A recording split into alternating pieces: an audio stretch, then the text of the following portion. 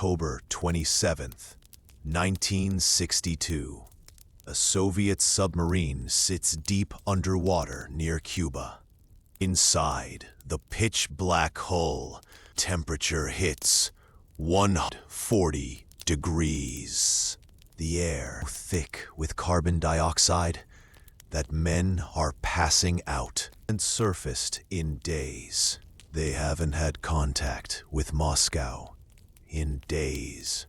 And right now, 11 American warships are dropping explosives all around them, trying to force them to surface. The captain thinks World War III has already started. He wants to launch a nuclear torpedo. The political officer agrees. They have the authority to do it. But there's one man on that submarine who says no. His name is Vasili Arkhipov, and his decision in the next few minutes will determine you and I exist up, because you need to understand how insane.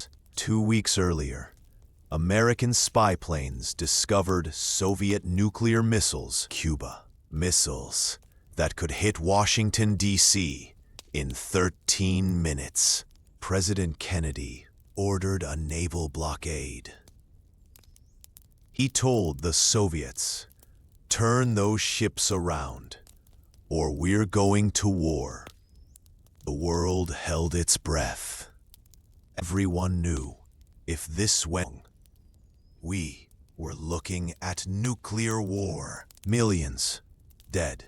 Maybe one dead. But here's what nobody knew.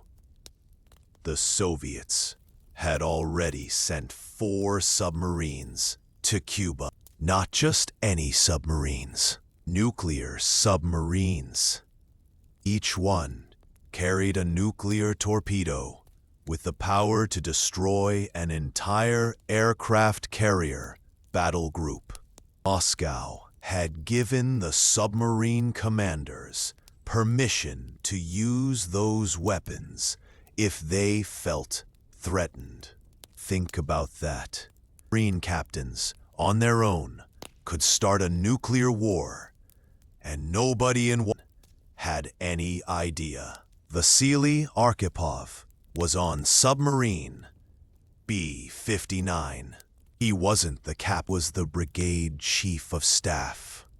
But protocol required 3 officers before launching a nuclear weapon. The political officer and him. So, B-59 is running silent near Cuba when the Americans detect them. 11 destroyers form a circle around the submarine and start dropping practice depth charges. These aren't destroy the sub. They're signaling devices. The Americans are saying to the surface and identify yourself. But here's the problem. The Soviets don't know their practice charges. They think they're under attack. Captain Savitsky is losing his mind. His submarine has been underwater for days. Batteries are dying. The air conditioning failed. Men are literally cooking in their own sweat. Some are hallucinating from the heat and bad air. They can't communicate with Moscow. They can't hear any news. And now, American warships are dropping explosives on them. Savitsky thinks the war has started. He thinks Moscow has been destroyed. He thinks they're about to die anyway, so they might as well take an American carrier group with them. He starts screaming. He actually yells, "We're gonna blast them now. We will die, but we will sink them all. We will not become the shame of the fleet."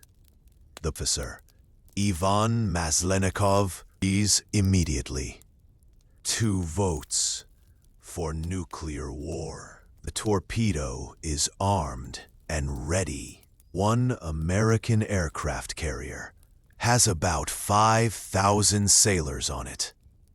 That torpedo would kill them all, and the second it detonated, President Kennedy would have to respond. US would launch everything. The Soviets would. Every major city on Earth would be ash within hours. This is the moment. 2 officers have voted yes. The nuclear torpedo is ready. All they need is Arkhipov. And Vasili Arkhipov says no. He panic. He doesn't yell. He just talks Savitsky down. We don't know for certain what he said, because the records are still mostly classified. But we know he convinced the captain that they weren't under attack, that those were practice charges, that surfacing and identifying themselves wasn't surrender. It was protocol, that they had no confirmation the war had started, that launching a nuclear weapon based on options would be murder. Hours. The argument went back and forth in that suffocating heat, with explosions off around them. But Arkhipov held firm. Savitsky agreed. They surfaced. They identified themselves. Let them go. Nobody knew how close we came. Not Kennedy, not Khrushchev, not anyone. It wasn't until 2002 that the full story came out at Cuba. That's when we learned that 4 Soviet submarines there with nuclear torpedoes. That's when we learned how close B-59 came to launching. The American director of National Security Archive said this.